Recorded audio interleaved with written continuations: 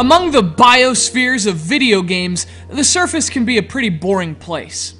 Of course, it's not really a place per se, it's an amalgam of things. Things you see every day in the gaming industry. They're the big releases from the big publishers. They're the NPD bestseller charts. They're the systematic sequels, the synonymous spin-offs, and the seductive storefront displays. The big, shiny things that define and devalue this big, shiny industry.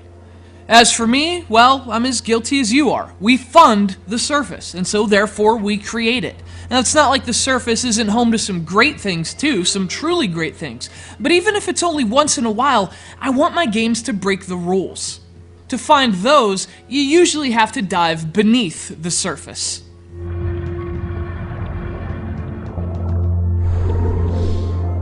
And that's exactly what this game does. The Undergarden is a refreshing plunge into depths those on the surface never get to explore. Released to the PlayStation Network in early 2011, The Undergarden is, frankly, a pretty counterintuitive experience. It swims against the current, against the standards most gamers expect without even knowing it. It breaks the rules, and The Undergarden's defining act of defiance is how it approaches conventional objectives. The end point, the goal, the target, it doesn't matter in The Undergarden. So what then is The Undergarden? Well, I guess it's a kind of aquatic puzzle game in a sense, at least if you look at it from a conventional perspective. But in truth, even those puzzles play a secondary role in what the game's trying to achieve. Which is really nothing at all. The Undergarden isn't about finishing the level. In fact, the end-of-level portals are really nothing more than bells, meant for the player to ring when they're ready for the next place to explore. It isn't about saving a princess or quelling enemy forces either. The Undergarden tries to pull your attention away from why you're doing things and focus it instead on what you're doing, or perhaps more appropriately, what you're experiencing.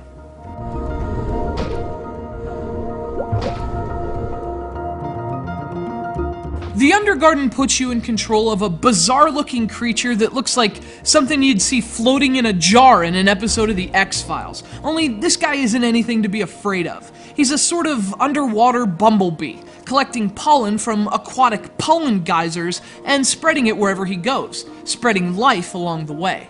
In terms of how it's done, well, there isn't much to it. You bump into a geyser, you grab some pollen, and you touch things. How it's done isn't the focus in The Undergarden. Instead, it's all about the experiences, both what you see and what you hear.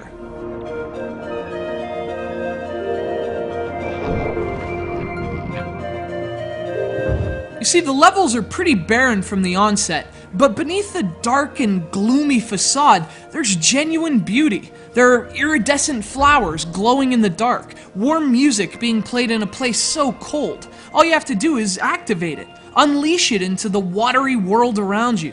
If you need a reason for doing that, well, it's pretty. If you need more of a reason, well, this game just isn't for you.